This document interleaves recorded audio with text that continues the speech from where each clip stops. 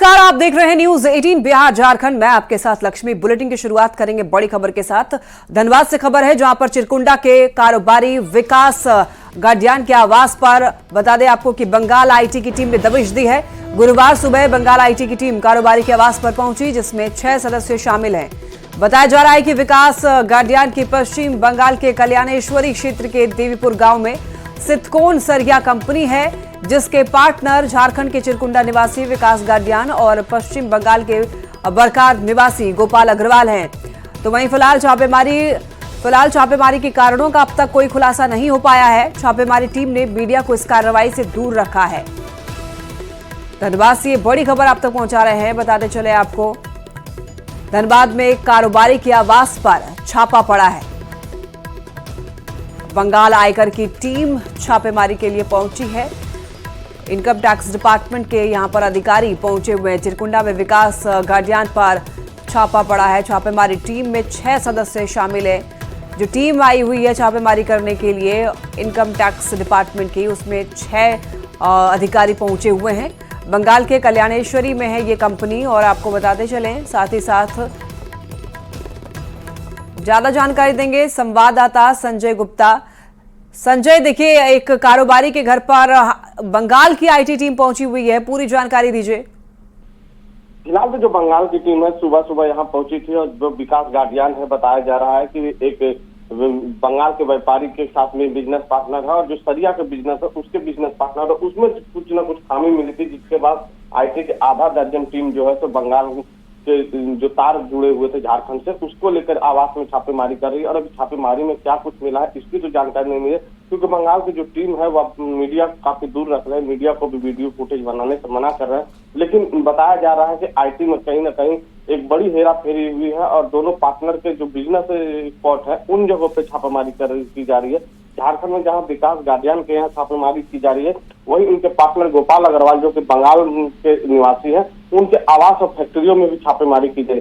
अब पूरी छापेमारी के बाद इन दोनों जगहों से क्या मिलती है वह आईटी की टीम बताएगी। लेकिन फिलहाल जो बातें छनकर सामने आ रही है कि एक बड़ा घपला हुआ है, और उस बड़े घपले के बाद आईटी की टीम ने ये दबिश दी है, और दबिश के बाद इलाके में पूरी तरीके से जो है। संजय, क्या ये जो छापेमारी हुई है इसके कारणों का क्या अब तक स्पष्ट रूप से खुलासा हो पाया है?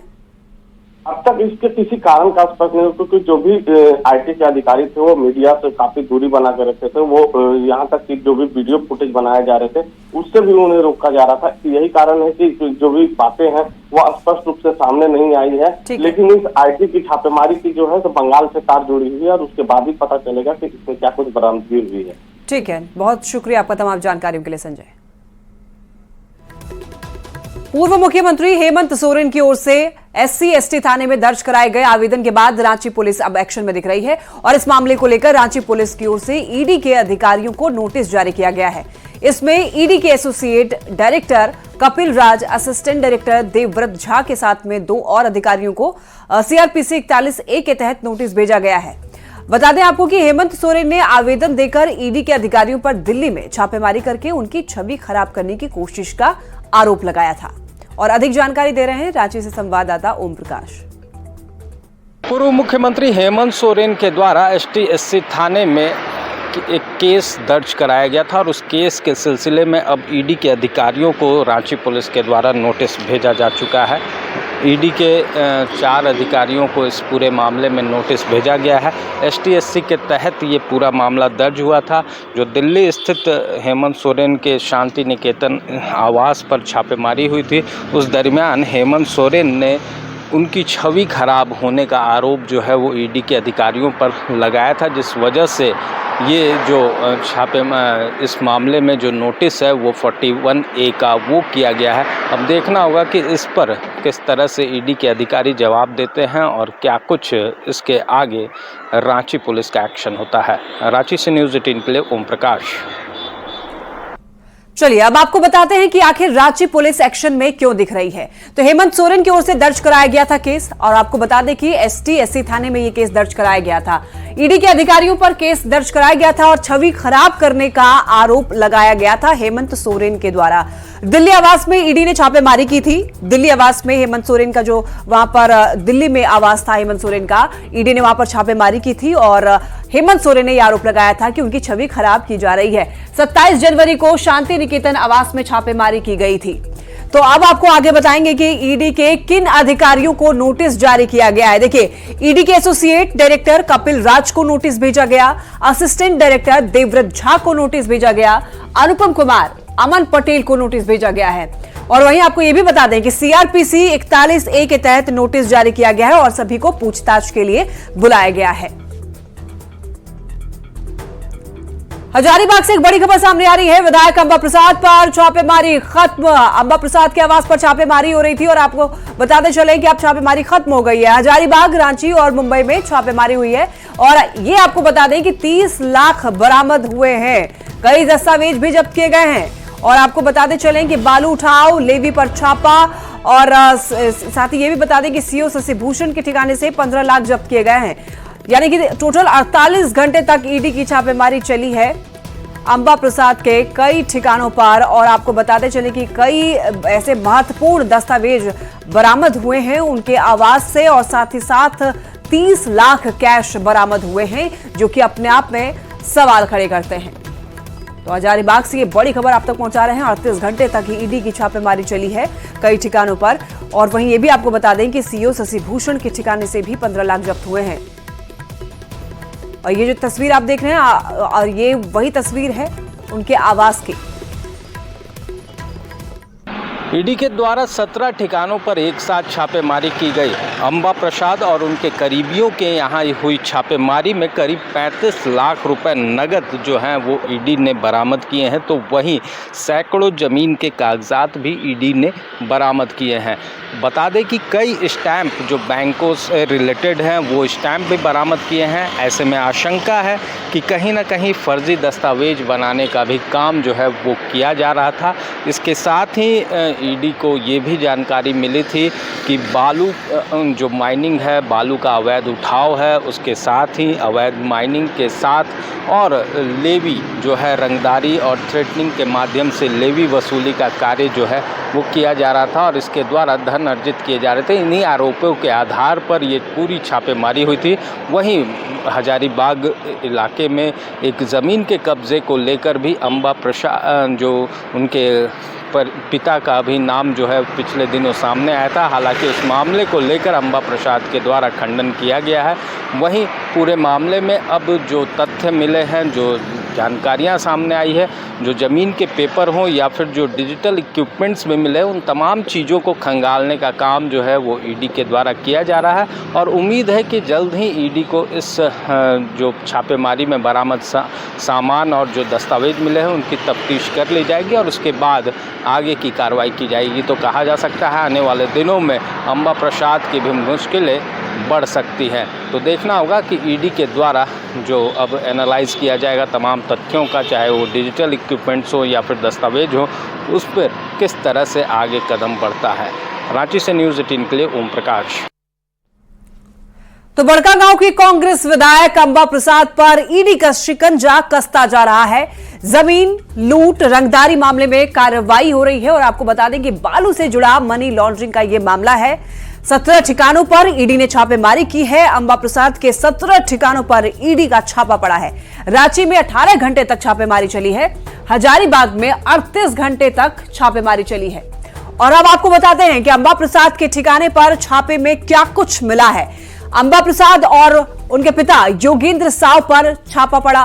करीबी शशि भूषण सिंह पर भी छापेमारी हुई। उनके आवास पर भी ईडी की टीम पहुंची और छापेमारी की। वहां से भी कई दस्तावेज मिले हैं, कई और भी कई जो है उपकरण, डिजिटल उपकरण बरामद किए गए हैं ईडी के द्वारा। छापेमारी में मिली सैकड़ों जमीन की डीड, 12 से भी अधिक बैंक के फर्जी स्टैंप भी जब्त किए गए हैं उनके आवास से। फर्जी कागजात में इस्तेमाल की आशंका जताई गई है ईडी के द्वारा। देखिए, कैश और कागजात की जब्ती के बाद अंबा प्रसाद अब काफी ज्यादा मुश्किल में घिरती हुई दिख रही हैं। अंबा के आवास से 35 लाख कैश जब्त किया गया है। कागजात और डिजिटल संदूक भी मिले हैं। तो आपको बता दें कि पूर्व सीईओ शशि भूषण के आवास पर भी छापा पड़ा। शशि भूषण के आवास से 15 लाख कैश जब्त किए गए। 100 से अधिक संपत्ति की जानकारी मिली है ईडी को। तो ये बड़ी खबर आप तक पहुंचा रहे हैं। हजारीबाग में कांग्रेस विधायक अंबा प्रसाद के आवास पर पड़े छापे को उनकी मां और पूर्व विधायक निर्मला देवी ने राजनीति से प्रेरित बताया है। उन्होंने कहा है कि उनके परिवार को बदनाम करने की कोशिश हो रही है, पर ना उनके परिवार और ना उनकी बेटी अंबा प्रसाद ने कुछ गलत किया है, ऐसा उनका कहना है। इसलिए ईडी की जांच में सब कुछ साफ हो जाएगा। पूरा सहयोग किए हैं और उन लोग का अपना काम करने का पूरा अधिकार है और हम लोग पूरा सहयोग किए। कितना परेशान हो गए आप लोग इधर 2 दिनों में? हम लोग सबको अभी ऐसा नहीं है कि परेशानी का क्या बात है, सच्चाई सामने आ ही जाता है और हम लोग खरा उतरेंगे। क्यों बेटी भी परेशान है क्या? परेशानी कहीं नहीं है, गलत रहने से परेशानी होता है। केंद्रीय शिक्षा राज्य मंत्री अन्नपूर्णा देवी ने कांग्रेस विधायक अंबा प्रसाद के घर पर पड़े छापे को भ्रष्टाचार पर प्रहार करार दिया है। उन्होंने कहा कि झारखंड में हो रहे घोटालों पर ईडी जैसी जांच एजेंसी कार्रवाई करती है तो कांग्रेस और जेएमएम के नेता ऊल जलूल आरोप लगाने लगते हैं। कोई ऐसा नहीं है, जब जांच एजेंसी कहीं जा रही है, अगर जांच कर रही है तो जहां भी उंगली रखती है जांच एजेंसी वहीं दलदल में और दबता जा रहा है। यानी भ्रष्टाचार चरम सीमा पर है और निश्चित रूप से वो उनका काम है, वो नियमित काम है, वो अपना काम कर रही है। देखिए कौन क्या बोलते हैं, राज्य की जनता को मालूम है कि जो आज यही बात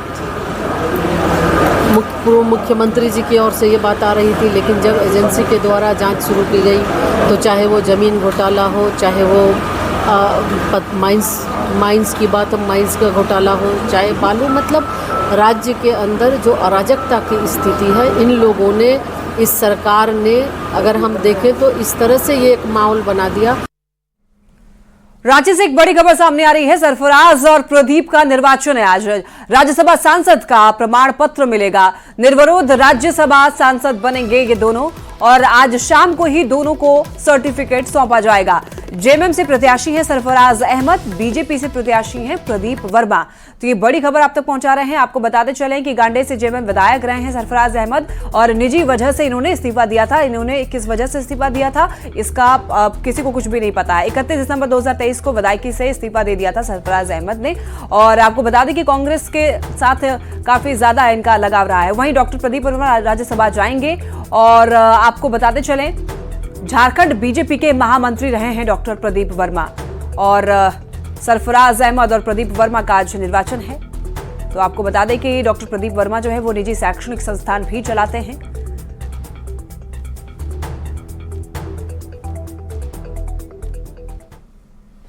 धनबाद लोकसभा सीट से अभी तक बीजेपी और कांग्रेस ने प्रत्याशी के नाम का ऐलान नहीं किया है। पीएन सिंह यहां से अभी बीजेपी सांसद हैं, लेकिन अधिक उम्र होने की वजह से टिकट पर संशय दिख रहा है और ऐसे में बीजेपी से 6 से अधिक नेता दावेदारी जता रहे हैं।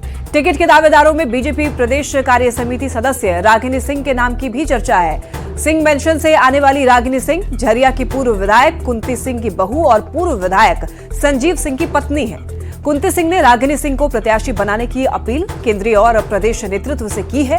वहीं कांग्रेस नेता ने बीजेपी सांसद पर काम नहीं करने का आरोप लगाते हुए चुनाव में स्थानीय उम्मीदवार दिए जाने पर जोर दिया है। मेरे अनुसार तो प्रत्याशी रागिनी सिंह को मिलना चाहिए और जिस तरह से वो मतलब दिन हो रात हो, अगर कोई भी जनता का पब्लिक का अगर फोन आ जाता है कि हम इस दुख में है, तकलीफ में, तो वो पहुंचती है उसी समय। हम चाहते हैं कि कांग्रेस पार्टी का यहाँ से सांसद बने अच्छे व्यक्ति को। हमने प्रभारी से भी, अध्यक्ष से भी बोला है कि जो भी उम्मीदवार बने वो क्षेत्र का होना चाहिए, चाहे वो कोई भी हो, और हम सब मिल करके जिताने का काम करें। झारखंड मंत्रालय में मुख्यमंत्री चंपाई सोरेन ने विभागीय अफसरों के साथ समीक्षा बैठक की। साथ ही लॉ एंड ऑर्डर के अलावा यातायात, सड़क सुरक्षा और अपराध नियंत्रण को लेकर उठाए जा रहे कदमों का जायजा लिया। मुख्यमंत्री ने जमीन खरीद बिक्री से जुड़े केस की जांच और दोषियों पर कार्रवाई को कहा है। इसके अलावा ट्रैफिक व्यवस्था को सुगम बनाने, अवैध खनन रोकने और 369 बालू घाट का जिम्मा ग्राम पंचायत को सौंपने का भी निर्देश दिया है। यह सारा विभाग विधि विभाग से लेके कामकाज का कैसे प्रगति है वो सारा चीज़ हम देखा, अच्छा प्रगति पर है। सर बालू की किल्लत जो है उसका भी रास्ता हम निकल रहे हैं बढ़ते। सर लॉ एंड ऑर्डर दुरुस्त रहे, इसको लेकर क्या डायरेक्शन दिया? विधि व्यवस्था दुरुस्त रहे, इसके लिए हमने हर तरह का हमने बात रख दिया है और सबको निर्देश दे दिया है। रांची समेत राज्य भर में 17 मार्च को 11वीं जेपीएससी पीटी परीक्षा होनी है, लेकिन एडमिट कार्ड डाउनलोड करने में छात्रों को परेशानियों का सामना करना पड़ रहा है। अभ्यर्थियों की अगर माने तो साइट पर जाकर एडमिट कार्ड निकालने पर भी डाउनलोड नहीं हो रहा है। वहीं जिनका उनको काफी ज्यादा मुश्किल हो रही है और जिनका मुश्किल से डाउनलोड भी हो रहा है तो उस पर अभ्यर्थी की तस्वीर ही गायब है। और परेशान अभ्यर्थियों से बात की है संवाददाता संजय कुमार सिन्हा ने। 17 मार्च से जेपीएससी 11वीं की पीटी परीक्षा होनी है, लेकिन जो अभ्यर्थी यहां पर जेपीएससी कार्यालय के पास मौजूद हैं, उनका कहना है कि अभी तक एडमिट कार्ड ही डाउनलोड नहीं हो रहा है। जब भी जाकर एडमिट कार्ड निकालने की कोशिश करते हैं तो अलग अलग ऑनलाइन दिक्कतें आ रही हैं। क्या दिक्कत आ रही है? मेरा है सो एग्जाम 17 तारीख को पीटी का एग्जाम है और एडमिट कार्ड डाउनलोड ही नहीं हो रहा है। ये आपके हाथ में क्या है? ये मेरा एप्लीकेशन फॉर्म है जो मैंने ये एग्जाम के लिए डाला हुआ है। तो जब आप वहां पर डालते हैं, जो उसमें कमांड डालते हैं, तो क्या आता है? उसमें रीसेट पासवर्ड डाल रहा है, बार बार रीसेट हो रहा है, प्रॉब्लम आ रहा है, एडमिट कार्ड डाउनलोड नहीं हो रहा। हम लगभग 3 दिनों से परेशान हैं और इससे परेशानी से पढ़ भी नहीं पा रहे हैं। परीक्षा 17 मार्च से है, एडमिट कार्ड निकला आपका? नहीं निकला सर। जब मैं ओटीपी डालता हूँ ओटीपी आता है, लेकिन वो ओटीपी कहाँ फिलअप करना है, फिलअप के लिए जगह नहीं आ रहा है। ओटीपी देता है वो, लेकिन उसका जगह नहीं देता है कि वहाँ आप फिलअप कीजिए ओटीपी, जिस कारण से प्रोसेस आगे नहीं बढ़ पा रहा है और हम 2-3 दिन से बहुत काफी परेशान है और पढ़ाई लिखाई नहीं कर पा रहे। एडमिट कार्ड ये डाउनलोड हो रहा है, इसमें जो है इसका फोटो नहीं है और एक सोशल साइट में घूम रहा है कि एक हीरोइन का फोटो इसमें एडमिट कार्ड में घूम रहा है फोटो का, और जिसका जो रियल है उसमें इसमें फोटो नहीं आ रहा है एडमिट कार्ड में। देख लीजिए सर, और ये वेबसाइट इतना लचीला है, मतलब कि बोल सकते हैं कि इसमें जो है काम ही नहीं कर रहा है 2 दिन से। मेरा भी डाउनलोड का समस्या है, मेरा एडमिट कार्ड डाउनलोड नहीं हो रहा है, हम परेशान हैं और लगातार मेरे जैसा हमको लगता है लाखों विद्यार्थी होगा जो लगातार कोशिश कर रहा है और एडमिट कार्ड डाउनलोड नहीं हो रहा है। तो यहाँ देख सकते हैं कि 17 मार्च से जेपीएससी 11वीं की पीटी परीक्षा होनी है, लेकिन छात्र अभी तक जो एडमिट कार्ड है डाउनलोड नहीं कर पाए। साफ कहना है कि एडमिट कार्ड डाउनलोड करें या फिर घर में परीक्षा की तैयारी करें, कुछ समझ में नहीं आ रहा। कैमरामैन संत के साथ संजय कुमार सिन्हा, न्यूज 18 रांची। वक्त हो चला एक छोटे से ब्रेक का, जल्द लौटेंगे।